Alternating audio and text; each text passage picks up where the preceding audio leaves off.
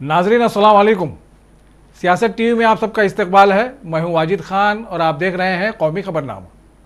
सबसे पहले देखते हैं सुर्खियां। जमहूरियत और कसरत में वहदत हिंदुस्तान की सबसे बड़ी ताकत। मुल्क को 100% तरक्की याफ्ता बनाने के लिए अवाम अहद करें। आज़ादी की 75वीं सालगिरह के मौके पर लाल किले की फसील से वजीर आजम मोदी का खिताब। तारीखी हक़ाइक़ के बारे में गलत बयानी करके अजीम लीडरों को मामूली साबित करने की कोशिश कर रहे हैं मोदी। सोनिया गांधी की कड़ी तनकीद। सावरकर को मुजाहिद आज़ादी करार देने की कोशिशों की भी की मजम्मत। सदर जमहूरिया मुर्मू ने कौमी जंगी यादगार पहुंचकर देश के लिए जान देने वाले सिपाहियों को पेश किया खिराज।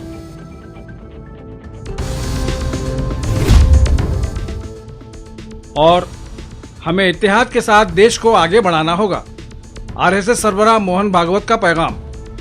अदम तशद्दुद के फलसफे को अपनाने की जरूरत पर दिया जोर। सुर्खियां आपने मुलाहिजा की और अब पेश है खबरों की तफसील। वजीर आजम नरेंद्र मोदी ने हिंदुस्तान की 75वीं यौम आज़ादी के मौके पर हस्ब रिवायत लाल किले की फसील से खिताब किया और इस मौके पर मुजाहिदीन आज़ादी को खराज अकीदत पेश करने से पहले कौमी परचम बुलंद किया। उन्होंने कहा कि पिछले 75 सालों में मुल्क ने बहुत से नशे व फराज देखे हैं और इस दौरान बहुत सी तकालीफ के साथ ही कामयाबियाँ भी हासिल की हैं। हमने कुदरती आफात, जंगों और दीगर मसाइल का सामना किया, ताहम कसरत में वहदत में हमारी रहनुमा ताकत रही है। वज़ीर आज़म ने लाल किले की फसील से दावा किया कि हिंदुस्तान जमहूरियत की माँ है और इसके लिए हमें दूसरों की तौसीक या फिर असनाद की ज़रूरत नहीं है। वाज़ेह है कि बाज़ आलमी इदारे मोदी हुकूमत पर मुसलसल ये इल्ज़ाम आयद करते रहे हैं कि उसने मुल्क में जमहूरियत के बजाय आमरियत को फ़रोग़ दिया है। हमने क्या कुछ नहीं झेला। कभी अन्न का संकट झेला, कभी युद्ध के शिकार हो गए। आतंकवाद ने डगर डगर चुनौतियां पैदा की। निर्दोष नागरिकों को मौत के घाट उतार दिया गया। छद्म युद्ध चलते रहे। प्राकृतिक आपदाएं आती रही। सफलता विफलता, आशा निराशा, न जाने कितने पड़ाव आए हैं, लेकिन इन पड़ाव के बीच भी भारत आगे बढ़ता रहा। भारत की विविधता, जो औरों को भारत के लिए बोझ लगती थी, वो भारत की विविधता ही भारत की एक अनमोल शक्ति है, शक्ति का एक अटूट प्रवाह है। और दुनिया को पता नहीं था कि भारत के पास एक इनहेरेंट सामर्थ्य है, एक संस्कार सरिता है, एक मन मस्तिष्क का विचारों का बंधन है, और वो है भारत लोकतंत्र की जननी है, मदर ऑफ डेमोक्रेसी है। वज़ीर आज़म मोदी ने अपने तवील खिताब में अवाम पर जोर दिया कि वो मुल्क को आगे लेकर जाएं और इस बात को यकीनी बनाएं कि आइंदा 25 वर्षों में हिंदुस्तान एक तरक्की याफ्ता मुल्क बन जाए। उनका कहना था कि जब आज़ादी के 100 बरस मुकम्मल हों तो हिंदुस्तान को एक तरक्की याफ्ता मुल्क होना चाहिए। आने वाले 25 साल के लिए हमें उच्च पंच प्राण पर अपनी शक्ति को केंद्रित करनी होगी, अपने संकल्पों को केंद्रित करना होगा, अपने सामर्थ्य को केंद्रित करना होगा, और हमें उन पंच प्राण को लेकर के 2047 जब आजादी के 100 साल होंगे, आजादी के दीवानों के सारे सपने पूरे करने का जिम्मा उठा करके चलना होगा। जब मैं पंच प्राण की बात करता हूं तो पहला प्राण अब देश बड़े संकल्प लेकर के ही चलेगा। बहुत बड़े संकल्प लेकर के चलना होगा और वो बड़ा संकल्प है विकसित भारत। अब उससे कुछ कम नहीं होना चाहिए। बड़ा संकल्प। दूसरा प्राण है किसी भी कोने में हमारे मन के भीतर, हमारे आदतों के भीतर गुलामी का एक भी अंश अगर भी अभी भी है तो उसको किसी भी हालत में बचने नहीं देना। अब 100%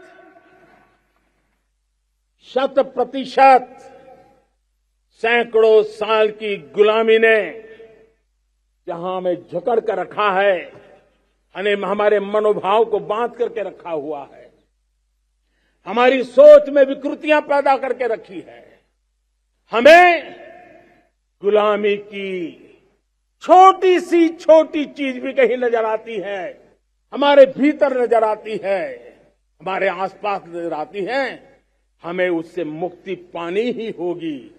ये हमारा दूसरी प्राण शक्ति है। तीसरी प्राण शक्ति, हमें हमारी विरासत पर गर्व होना चाहिए। हमारी विरासत के प्रति,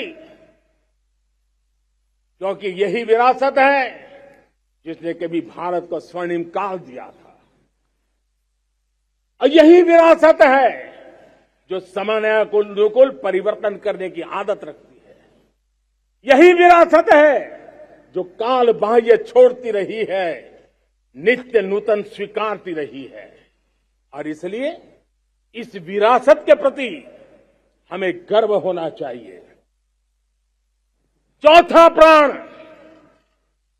वो भी उतना ही महत्वपूर्ण है, और वो है एकता और एकजुटता। 130 करोड़ देशवासियों में एकता, न कोई अपना न कोई पराया। एकता की ताकत एक भारत श्रेष्ठ भारत के सपनों के लिए हमारा चौथा प्राण है। और पांचवा प्राण है नागरिकों का कर्तव्य। नागरिकों का कर्तव्य जिसमें प्रधानमंत्री भी बाहर नहीं होता है, मुख्यमंत्री भी बाहर नहीं होता है, वो भी नागरिक है। नागरिकों का कर्तव्य, यह हमारे आने वाली 25 साल के सपनों को पूरा करने के लिए एक बहुत बड़ी प्राण शक्ति। वजीर-ए-आज़म मोदी ने लाल किले की फसील से 9वीं बार खिताब किया। अपनी 83 मिनट की तकरीर में वजीर-ए-आज़म मोदी ने आज़ादी की लड़ाई में अपनी जान की कुर्बानी पेश करने वाले मुजाहिदीन आज़ादी को खिराज पेश किया। ताहम उन्होंने इस मौके पर वीर सावरकर को भी मुजाहिद आज़ादी करार दिया। लाल किले की फसील से सावरकर का नाम लेने पर अपोजिशन की जानिब से मोदी को कड़ी तनकीदों का सामना है। देशवासी कृतज्ञ है पूज्य बापू के, नेताजी सुभाष चंद्र बोस के, बाबा साहब आम्बेडकर के, वीर सावरकर के, जिन्होंने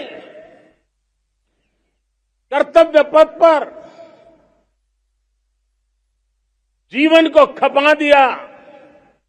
कर्तव्य पथ ही उनका जीवन पथ रहा।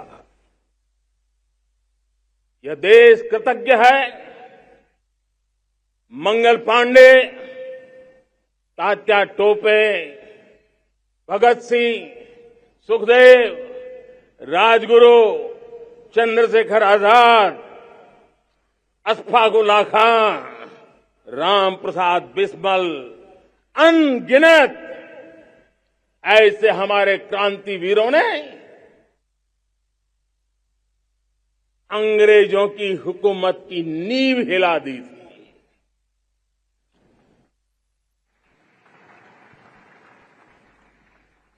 यह राष्ट्र कृतज्ञ है उन वीरांगनाओं के लिए, रानी लक्ष्मीबाई हो, जलकारी बाई, दुर्गा भाभी, रानी गाइदिन्ल्यो, रानी चेन्नम्मा, बेगम हजरत महल, बेलू निचियार।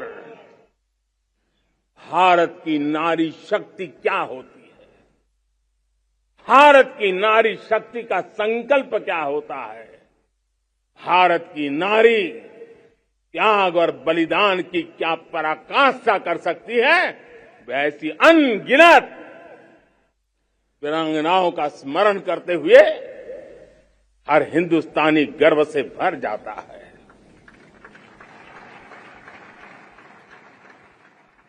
आजादी का जंग भी लड़ने वाले और आजादी के बाद देश बनाने वाले भी, डॉक्टर राजेंद्र प्रसाद जी हो, नेहरू जी हो, सरदार वल्लभ भाई पटेल, श्यामा प्रसाद मुखर्जी, लाल बहादुर शास्त्री, दीनदयाल उपाध्याय, जयप्रकाश नारायण, राम मनोहर लोहिया, आचार्य विनोबा भावे, नानाजी देशमुख, सुब्रमण्यम भारती, अनगिनत ऐसे महापुरुषों को आज नमन करने का अवसर है। कांग्रेस सदस्य सोनिया गांधी ने आज हमवतनों को 75वीं यौम आज़ादी की मुबारकबाद देते हुए कहा कि वजीर आजम मोदी की क़यादत वाली हुकूमत तारीखी हक़ाइक़ के बारे में गलत बयानी करके मुल्क की शानदार कामयाबियों को मामूली साबित करने की कोशिश में मसरूफ़ है। अभी जब हम अपने 75 सालों के सफ़र का जश्न मना रहे हैं तो ये देखकर अफसोस और तकलीफ़ के साथ फिक्र भी होती है कि मुल्क को जिन जज्बात और सिमत की तरफ जबरन धकेला जा रहा है उसे किसी भी किस्म के बड़े इनेकाद या अमृत महोत्सव छुपा नहीं सकते। आईनी इक़दार, उसूलों और दफ़ात पर मुनज़्ज़म तरीके से हमले किए जा रहे हैं। हमारे समाज के बड़े तबके में इस वक्त खौफ और अदम तहफ़्फ़ुज़ का माहौल पैदा कर दिया गया है। हमारे सियासी और इंतज़ामी उसूल के सुतून रहे इदारों की आज़ादी को वाज़ेह तौर से ख़त्म करके इदारों को घुटने टेकने के लिए मजबूर किया जा रहा है। मुल्क की समाजी खैर सगाली के रिश्तों को इंतखाबी फ़ायदे के लिए पोलराइजेशन के ज़रिए क़स्दन तोड़ा जा रहा है। सियासी मुखालिफिन को खामोश कराने के लिए जांच एजेंसियों का गलत इस्तेमाल ज़ाती बदले के ज़राए की शक्ल में किया जा रहा है। नफ़रत और शिद्दत पसंदी को फ़रोग़ देने के लिए तारीख़ से छेड़छाड़ करके उसे फिर से लिखा जा रहा है। 2014 से पहले की दहाइयों में करोड़ों हिंदुस्तानियों की मेहनत से मिली हुसूलियाबियों को एक शख्स और एक इंतहाई इक़्तिदार पसंद हुकूमत की तारीफ़ व तौसीफ़ करने के लिए कमतर साबित किया जा रहा है, जो सबसे ज़्यादा संगीन और फ़िक्र अंगेज़ है। कांग्रेस लीडर राहुल गांधी ने ट्वीट करके हम वतनों को यौम आज़ादी की मुबारकबाद दी। उन्होंने कहा कि हिंदुस्तान के लिए हमारी प्यारी मादरे वतन कदीम, अबदी और हमेशा नई, हम अपनी तरफ से काबिल एहतराम खिराज अक़ीदत पेश करते हैं और हम उनकी खिदमत के लिए ख़ुद को नए सिरे से तैयार करते हैं। यौम आज़ादी मुबारक। क़ब्ल अज़ीं राहुल गांधी ने कांग्रेसी कायदीन के हमरा गांधी स्मृति पहुँचकर बाबा कौम महात्मा गांधी को खिराज पेश किया। बिहार में आज यौम आज़ादी धूमधाम से मनाया जा रहा है। रियासत में सरकारी तकारीब का इनेकाद पटना के तारीखी गांधी मैदान में मुनाकिद किया गया, जहां रियासत के वज़ीर आला नीतीश कुमार ने कौमी परचम लहराया। नीतीश कुमार ने इस मौके पर कहा कि मुल्क में आबादी पर काबू के लिए किसी कानून की ज़रूरत नहीं है। बीजेपी का साथ छोड़ने के बाद यौम आज़ादी पर नीतीश कुमार की ये पहली तकरीर है। परचम कुशाई के बाद लोगों से खिताब करते हुए बिहार के वज़ीर आला ने कहा कि रियासत में तरक्की के कई काम हुए हैं, समाजी इस्लाह के लिए भी लगातार काम हो रहे हैं। उन्होंने शरह पैदाइश को कम करने के लिए लड़कियों की तालीम को फ़रोग़ देने पर जोर दिया। सदर जमहूरिया द्रौपदी मुर्मू ने आज यौम आज़ादी की 75वीं सालगिरह के मौके पर नई दिल्ली में जंगी यादगार पहुंचकर मुल्क के लिए जान की कुर्बानी पेश करने वाले सिपाहियों को खिराज अक़ीदत पेश किया। इस मौके पर मुसल्लह अफवाज के तीनों सरबराहान भी मौजूद थे। नागपुर में गुज़िश्ता रोज़ मुनक़िदा एक तकरीब के दौरान RSS के सरबराह मोहन भागवत ने इत्तेहाद व इत्तेफाक की ज़रूरत पर जोर दिया है। उनका कहना था कि हिंदुस्तान हमरंगी तहजीब और मुख्तलिफ मज़ाहब का गहवारा होने के बावजूद आज मुत्तहिद और ताकतवर है, तो उसकी असल वजह है इत्तेहाद। उन्होंने कहा कि हमारे दरमियान ज़बान, लिबास और सकाफ़त के छोटे छोटे इख्तिलाफ़ात हैं और हमें इन चीज़ों में नहीं फंसना चाहिए। हमें आपसी मोहब्बत बरकरार रखने की ज़रूरत है। हम दिखते अलग अलग है, बरतते अलग अलग है, खाते पीते अलग अलग है, पूजा अलग अलग करते हैं, सब प्रकार की बातें अलग अलग है, सृष्टि में विविध रंग रूप है, परंतु ये सारे एक स्तर तक भासमान रहते हैं। वास्तविकता, एब्सोल्यूट रियलिटी क्या है? Unity of the existence. उसको देखते हुए सारा व्यवहार करना चाहिए, तो भौतिक जीवन भी सुखी होगा और मृत्यु को लांघकर हम लोग अमर हो जाएंगे। ये अगर मुझे पता है और मैं मानता हूं इस विश्व की एकता को, तो सारे विश्व को ये ज्ञान देने के लिए मेरा जन्म है। सृष्टि की इन विविधताओं को आपस के कलह में न उलझाते हुए सबको साथ लेकर कैसे चलना, सबको साथ लेकर आगे कैसे बढ़ना, इसको अगर दुनिया को किसी से सीखना है तो दुनिया कहती कि हम इसको भारत से। मुल्क में कोरोना के केसेस में एक बार फिर इजाफा दर्ज किया गया है। गुज़िश्ता 24 घंटों के दौरान 14,917 नए मामले सामने आए हैं, जबकि इस बीमारी की वजह से एक दिन में 28 लोगों की मौत हुई है। इस दौरान दिल्ली और कर्नाटक में सबसे ज़्यादा केसेस दर्ज किए गए हैं। बॉलीवुड में भी आज़ादी के जश्न मनाए जा रहे हैं। इस सिलसिले में मुनाकिदा एक तकरीब में शिरकत के दौरान फराह खान, साजिद खान, चंकी पांडे, संजय कपूर और फिल्मी दुनिया के दीगर अफराद सबकी तवज्जो का मरकज़ रहे। बॉलीवुड के मिस्टर परफेक्शनिस्ट आमिर खान ने इंकिशाफ किया है कि सुपरस्टार बनने से कबल उनके घर के इतने बुरे हालात थे कि वो बेघर होने के करीब थे। हाल ही में आमिर खान और करीना कपूर की फिल्म लाल सिंह चड्ढा रिलीज़ हुई। फिल्म की रिलीज से कबल आमिर खान ने एक इंटरव्यू में अपने ख़ानदान को पेश आने वाले मसाइल से मुतालिक बातचीत की, जिसके दौरान वो माजी का याद करके जज्बाती हो गए। आमिर खान ने कहा, सब समझते हैं कि मैं चांदी का चमचा मुंह में लेकर पैदा हुआ, लेकिन ऐसा नहीं था। हम अमीर नहीं थे, ना ही मेरे वालिद बहुत अच्छे बिजनेसमैन थे। उन्हें पैसों का काफ़ी नुकसान हुआ। नौबत यहाँ तक आ गई थी कि हम बेघर होने वाले थे। और आखिर में सुर्खियों पर एक और नज़र। जमहूरियत और कसरत में वहदत हिंदुस्तान की सबसे बड़ी ताकत। मुल्क को 100% तरक्की याफ्ता बनाने के लिए अवाम अहद करें।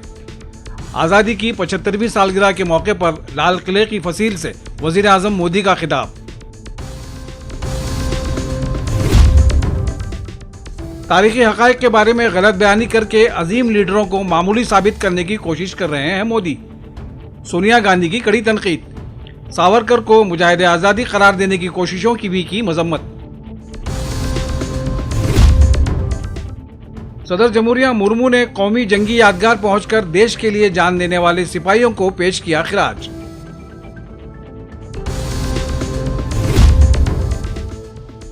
और हमें इत्तेहाद के साथ देश को आगे बढ़ाना होगा। आरएसएस सरबराह मोहन भागवत का पैगाम। अदम तशद्दुद के फलसफे को अपनाने की जरूरत पर दिया जोर। इसी के साथ कौमी खबरनामा यहीं अपने इख्तिताम को पहुंचता है। सियासत की पूरी टीम के साथ वाजिद खान को दीजिए इजाजत। अल्लाह हाफिज।